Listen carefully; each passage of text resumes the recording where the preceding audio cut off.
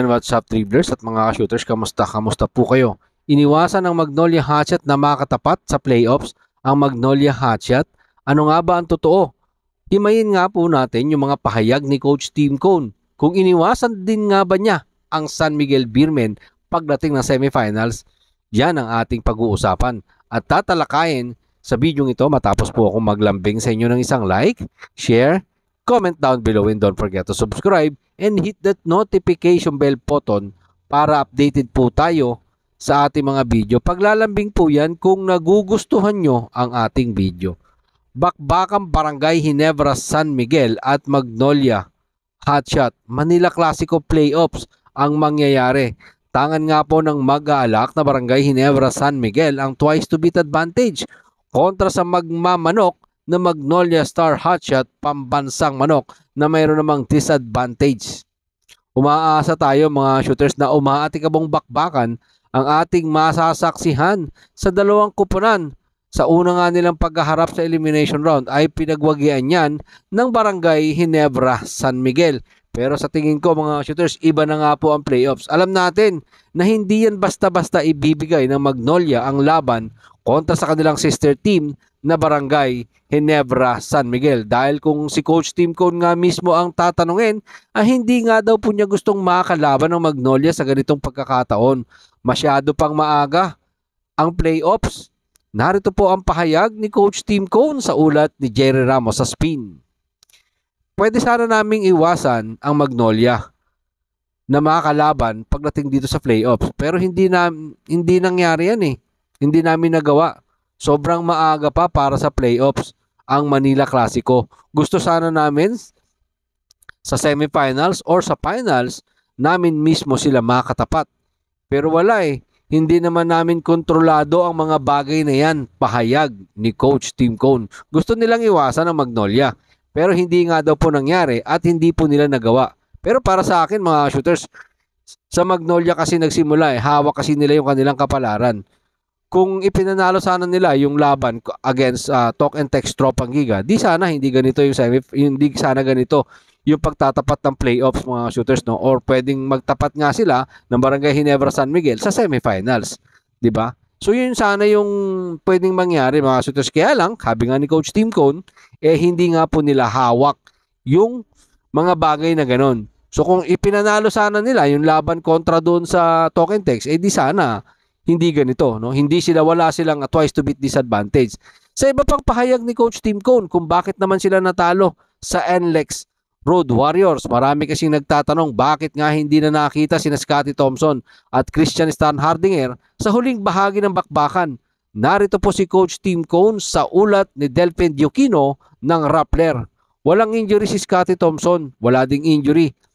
At wala ding nangyari kay Christian Stan Hardinger. Gusto ko lang talaga magpakita ng laro ang ibang players. Madalas kasi umaasa na lang kami kina Scottie Thompson at Christian. Nakakalimutan na din ng iba na magpakitang gilas. O ayan mga shooters nanggaling po kay Coach Tim Cone mismo sa ulat ni Delphin Diokino ng Rappler na gusto niyang magpakitang gilas yung iba niyang player. Kasi nung titingnan natin yung senaryo, pasok na sila sa quarterfinals.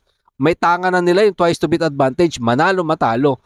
So baga kumukuha si Coach Tim Cone na magiging idea niya pa pagdating ng semifinals o ng quarterfinals mga shooters kung paano niya pa iikutin yung tao. At syempre bilang coach gusto mong pangalagaan yung mga key player mo na maiwan dyan sa labas at hindi na magkaroon ng kahit ano pang injury para pagpasok mo ng quarterfinals, dahil kahit tangan mo yung twice to beat advantage, kung makasilat sa unang laro yung makakalaban mo, medyo mananagilid ka pa dyan kung magkakaroon ng injury. Kaya baga iniiwasan ni Coach Tim Cone base dun sa pahayag niya, sa nakikita natin pahayag ni Coach Tim Cone mga ka-shooters, no?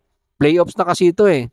So iniiwasan niya dito na magkaroon ng injury, hindi man niya sabihin, iniiwasan niya na magkaroon ng injury. At the same time, gusto niyang makita yung ibang player like Stanley Pringle. Nakita natin kung paano magpakitang gilas si Stanley Pringle na talagang dive dito, dive doon yung ginagawa ni Stanley Pringle doon sa fourth quarter. And hopefully, makakita natin yung Stanley Pringle pagdating ng playoffs, ganun yung gagawin. Diba? So yun yung gusto ni Coach Tim Cone na mangyari dito, mga shooters, diba? So natural po yon sa isang coach sa pagdating sa bagay na yan, intact po sila, intact yung player nila, walang injury, no? ibang level po kasi ang laro na pagdating na sa playoffs. Medyo physical na po yan. At tinitingnan natin no, yung pag-iwas din ni Coach Tim Cone sa SMB.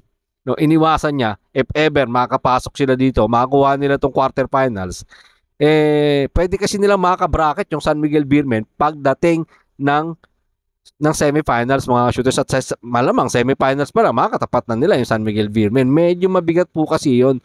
Mabigat para sa Barangay Ginebra na bakbakan mo yung San Miguel Beermen na alam mong kung gaano katikas yung lineup, kung gaano meron kalalim yung lineup at bench ng San Miguel Beermen na makatapat mo sa semifinals. At kung ako man ang coach, mas gugustuhin ko na makatapat yung San Miguel Beermen pagdating din ng finals. Ganon din yung same scenario ni Coach Timco na gusto niyang makatapat, no? Eto pong Magnolia, ito Manila Clasico, pagdating ng semifinals or finals. Ganon din po yun, ano? Pero wala silang nagawa eh. Hindi nila maiwasan yung pangyayari. No, dahil eto nga Magnolia nagtalo, no, natalo doon sa talk and text. Kaya hindi na po nila nagawa at hindi na nila nagawang kontrolin yung mga bagay na gano'n. Yan po yung paliwanag ni Coach Tim Cone sa mga bagay pong yan, mga shooters. Sana maliwanagan na po tayong lahat dyan, ha. Nasabi kasi nung iba, pinatalo, ketso ganito. No, iniiwasan lang po ni Coach Tim Cone na magkaroon ng injury at gustong makita yung iba pang player na magpakitang gilas. Like si Jason David, ang tagal naglaro sa loob, alam naman po natin yan. 'Di ba? Si David Morel, nabigyan din ng pagkakataon, si Bon Pisumal. Yung Bon Pisumal, napaka-imposible nga, binigyan ng inbound position, no, para ganun mga shooters, no? Tapos sinayang yung bola. Well, yun na lang po yung titingnan natin mga shooters, ha. Kayo na lang po kung ano man po ang inyong maging opinion. Pag-usapan po natin yan dyan sa comment section. Maraming pong salamat sa inyong panonood. Ingat and God bless everyone. Adjourn!